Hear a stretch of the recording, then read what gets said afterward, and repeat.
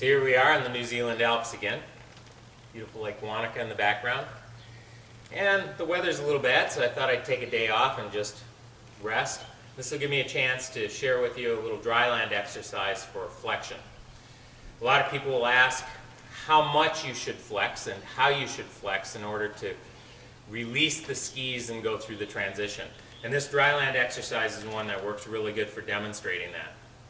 So the first thing you'll do is put on your boots, find a post or a wall that you can stand next to.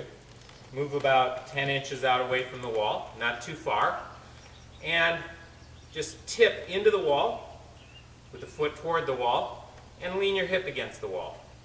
The idea is to isolate just flexing movements and bring the boots flat.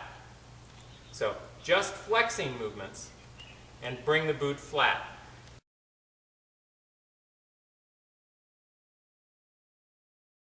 What you want to avoid is any sort of pushing with the hip, pushing with the shoulder, or sudden leaning to the outside in order to get off the wall. Isolate just the flexing movements, especially flexion in the old stance leg, or the one that will be the leg in the direction of the new turn.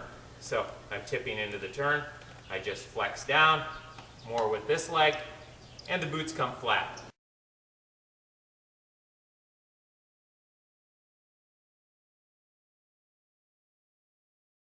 Once you can do that fairly narrow to the wall, move your boots out a little bit. Just keep moving out and challenging yourself to see how far you have to go down in order to flatten the boots to the ground. So release by flexing. Okay? Especially flexing the old stance leg or the leg in the direction of the new turn. I want to go that way now. So to release the old edges, I flex down, especially with this leg, the old stance leg.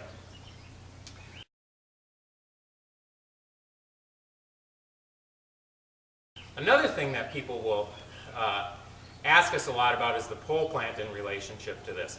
And this is very important. You'll see a lot of people who will finish the turn and then they swing their hand forward, have a little bit of rotation in the turn, and plant out near the tips of their skis. So while you're doing this dryland exercise, just try to see what kind of hand movements will facilitate the flexion to release and which ones will not. So let's start with the common thing, which is to put the hand out near the tip, put it right in front of you, and then try to flex and come off the wall. It's really difficult. Instead, as you're finishing the turn, stop the hand at what would be the fall line.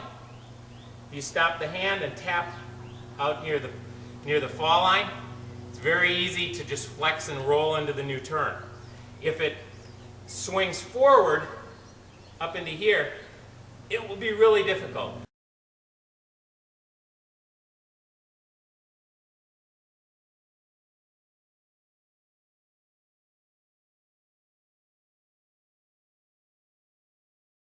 Just play with this a little bit at home before you hit the slopes and isolate the flexing movements and also play with the hands to see what sort of hand position on your pole plant will work and which ones won't work. And if you spend a little bit of this time at home trying to get this down, once you hit the slopes, I think you'll find a lot better transition and arm movements that will facilitate a good transition and roll into the new turn.